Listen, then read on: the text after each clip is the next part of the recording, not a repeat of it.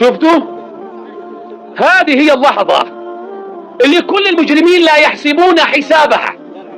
هذه هي اللحظة اللي لو كل إنسان تفكر فيها وتدبرها قبل أن يرتكب حماقة أو يقوم بارتكاب جريمة أو يرفع سلاحه باستهتار ليقتل إنسان آخر لانتهت 90% من الجرائم في البلد. هذه هي اللحظة التي لا نحسب حسابها، لما تكون أمام أبنائك في لحظة الفراق وأنت ذاهب إلى حبل المشنقة أو ذاهب إلى غياهب السجون نتيجة ارتكاب جريمة والسبب تافه، ولا تفكر في هذه اللحظات لما يكون ابنك أمامك وأنت مكتف ولا تستطيع أن تضمه إلى صدرك. هذه هي النعمة اللي معظم الناس لا يتفكرون فيها، واللي لو تدبرناها جيدا لانتهت معظم الجرائم. إن لم تحرك هذه المشاهد في المجرمين والحمقى مشاعر يبقى على الدنيا السلام. إذا الإنسان لم يتغير بعد أن يرزق بمولوده الأول متى سيتغير؟ أنا على المستوى الشخصي لما جاءت بنتي الأولى فرح غيرت الكثير من سلوكياتي. أولا أقلعت نهائيا على القات، وقررت أن الوقت اللي هقضيه مع أصحابي في التخازين أن أنا هقضيه مع أولادي. كنت أنا مدمن على الشيشة وكان معايا 3 شيش، أمها روحت البيت من بيت عمتي وخلاص وأمها رمت عظمات كسرت الشيش ال3 كلها. حتى بطلت أخرج بسلاحي، بعد ما كنت أخرج بمسدسي عرضي بطلت أخرج به. وصار أكبر همومي في الحياة إني أرجع لهم آخر الليل سالم غانم شايل لهم الأشياء اللي هم يحتاجوها في حياتهم. طيب إذا الإنسان لم يتغير ولم يترك الحماقات والعنجهة والهنجمة وحمل السلاح والاستهتار بأرواح الناس بعد ما يرزق بأولاد، متى سيتغير؟ وتستغرب انه جزء من الجرائم بيرتكبوه ناس اثرياء ومريشين وفوق سيارات اخر موديل، هذول اللي قال عنهم الله فلما نسوا ما ذكروا به فتحنا عليهم ابواب كل شيء حتى اذا فرحوا بما اوتوا اخذناهم بغتة فاذا هم مبلسون. لو كل انسان قبل ما يرتكب جريمة تذكر انه فقط مش بيقضي على حياة المجني عليه، ولكنه ايضا بيقضي على حياة زوجته وابنائه وبيقضي على ابناء الضحية، لتراجع وفكر 1000 مرة، ولكن لا زال الشيطان شاطر.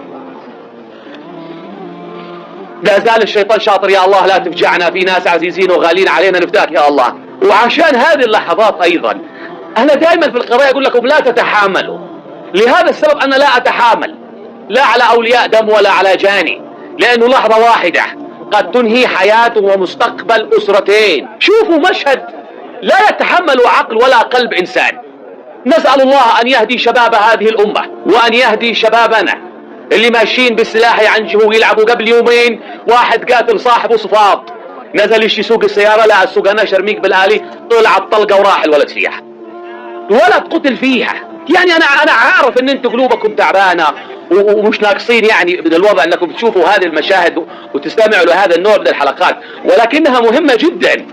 هذا النوع من الحلقات وروها لأبنائكم ولأصدقائكم كي نسأل الله أن يهدينا جميعا، وكي نعلم كلنا أن التسرع في اتخاذ قرارات خاطئة لن يفيد بعده الندم أبدا. بغض النظر الرجل اللي شفتوه في الفيديو، بغض النظر ظالم أو مظلوم، المشهد راه مؤلم للجميع.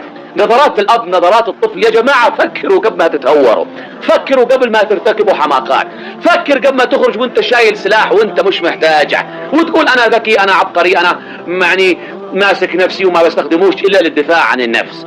ما هو اصلا اللي يجعلك في وضع دفاع عن النفس وانت شايل سلاح انه الطرف الاخر ايضا شايل سلاح، فاي خناقه بتتحول لاطلاق نار. ولو احكي لكم حكايات اطلاق النار والقتل الخاطئ والرصاص الراجع في البلد هذه لا يشيب رؤوسكم. ابنائك امانه، ما دام مش بكيفك، ما دام تزوجت وقررت انك تخلف، اذا ابنائك امانه في عنقك، لا تضيع مستقبلهم وينتهي في النهايه ابوهم رد سجون او ابوهم قاتل، واذا عندك بنات يمروا من بعدك عشان ابوهم رد سجون في قضايا عنف او قتل او اي نوع اخر من انواع الجرائم. فكر في هذه اللحظه. والله لو كلنا فكرنا في اللحظات هذه لنفكر 1000 مرة قبل ما نرتكب حماقات. لا تضعوا انفسكم في موقف هذا المجرم سواء كان ظالم او مظلوم. الله اكبر. اللحظة اللي تكون واقف امام ابنائك مكبل وتساق الى الاعدام ولا تستطيع حتى احتضانهم، هذه اعظم نعمة معظمنا لا يدركها وان تعدوا نعم الله لا تحصوها. ولكن في ناس مش بقدر حجم النعمة اللي هو عايش فيها. حسوا بقيمة هذه النعمة، واللي من هنا ورايح معها أب أو أم أو أبناء تذكر إنك تحضرهم قبل ما تخرج الصباح. ما حد عارف هترجع أو ما ترجع، وما حد عارف إذا رجعت تلقاهم أو ما تلقاهم. وبهذه المناسبة أيضا نحب أذكركم بشيء هام. إذا كان هذا الشخص اللي في الفيديو ترك أولاده غصب عنه ليساق إلى إعدامه أو سجنه، في أشخاص آخرين بيفارقوا أبنائهم اختياري. لكم إخوان في هذه اللحظات مفارقين أبنائهم وزوجاتهم للدفاع عن هذا الوطن، للذود عن عرض وشرف هذا الوطن، لحماية شعب هذا البلد، للوقوف في وجه كل من يرغب في نهب ثروات اليمن. لكم إخوان، وأنا لن أحدد جهة، كل إنسان حمل سلاح وذهب للدفاع عن الوطن بنية خالصة لله، هم كلهم أمانة في أعناقنا، ويستحقون منا أن ندعو لهم أن يثبتهم الله في هذه اللحظات. لا ننسى تضحيات الناس، لا ننسى تضحيات كل من دفع حياته ثمن عشان تقعد أنت جالس بين أبنائك تحافظ عليهم وتربيهم. ونتمنى من الله ألا نرى الجرائم العنيفة التي شهدناها خلال الشهر الماضي تتكرر. في جرائم كثيرة أنتم ما سمعتوا عنها. إذا اعتقدتم الجرائم اللي تحدثنا عنها خلال الشهر الماضي أبشع شيء، وفي جرائم حدثت أبشع وأكثر فظاعة، ولكن لن نتحدث عن كل شيء، ولا هو عملنا أن احنا نتحدث عن كل شيء أو نسبب حالة من الهلع العام للناس. ولكن نسأل الله أن لا يتكرر ما شهدناه في الشهر الماضي، خصوصا أبشع أنواع الجرائم وهي الجرائم العائلية والجرائم ضد الأطفال.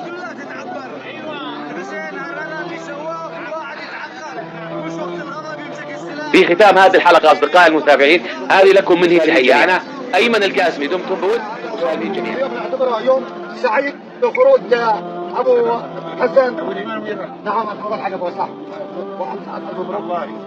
طيب هل تشكر ناس على تضامنهم معك وفي الوقت الحدث؟ طبعا نشكر الناس نعم، شكرا لكل من حضر، نعم، شكرا لكل من نادى، نعم، شكرا لكل من ساعد، شكرا لمن كتب، شكرا لمن نادى، شكرا ليوسف البدري، شكرا لابراهيم جزاه الله خير. ابراهيم الله رحم الله حنين وسلامة سكناته. ان شاء الله باذن الله يعني تقبل الله تقبل حسنا، ويشفع لوالديها يوم اللقاء يوم البعث باذن الله تعالى، وان شاء الله تكون في ميزان حسناته. امين يا رب العالمين. يا رب العالمين. وشكرا لكل وحضرنا نحن نشكر ابراهيم ابو حنين شكر الامطار، وشكرا لمن لان هذا الموضوع موضوع حار يعني تضامن على الحال.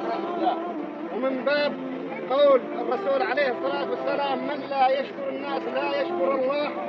فإننا نشكر الأخ إبراهيم البكري أبو حنين على هذا الموقف العظيم، الموقف الجبار الكبير الذي لا يكتم عليه إلا الكبار والله. وهذا ما عرفناه والتمسناه من الأخ إبراهيم البكري أبو حنين، فبيض الله وجهه ورفع الله قدره مثل ما بيض وجوهنا ورفع قدرنا بين الأمة أجمعين.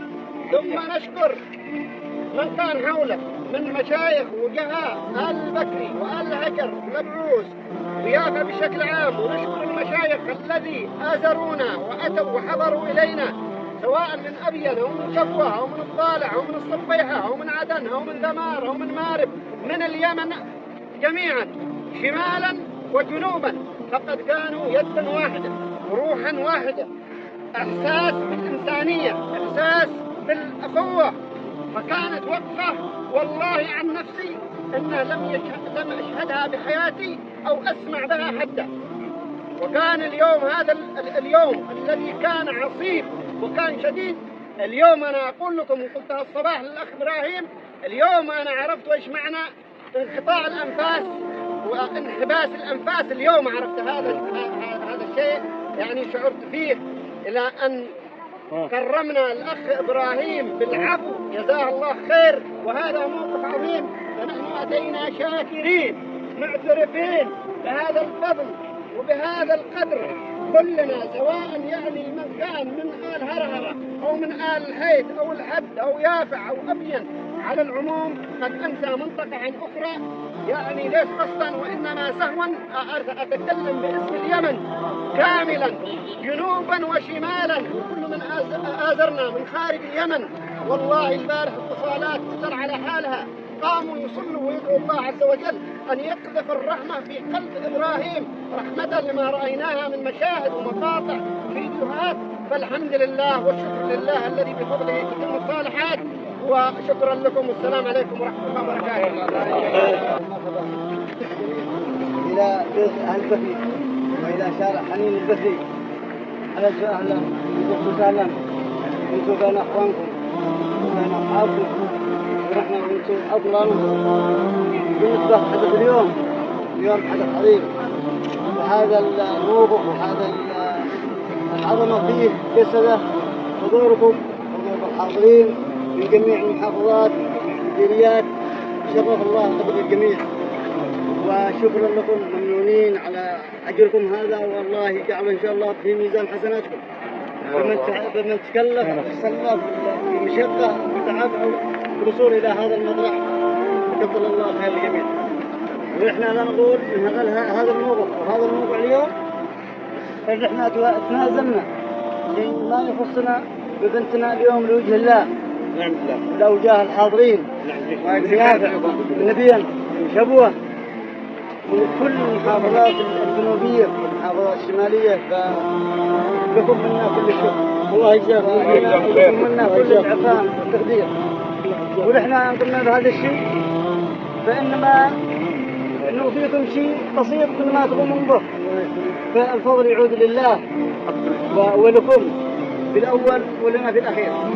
ونحمد الله ونشكره على هذا الموضوع المشرف للناس الجميع، ونسأل الله أن يجعل هذه القضية أن تكون نموذج لباقي القضايا الثار والمشاكل وما شبهها في دافع في جميع المحافظات الجنوبية.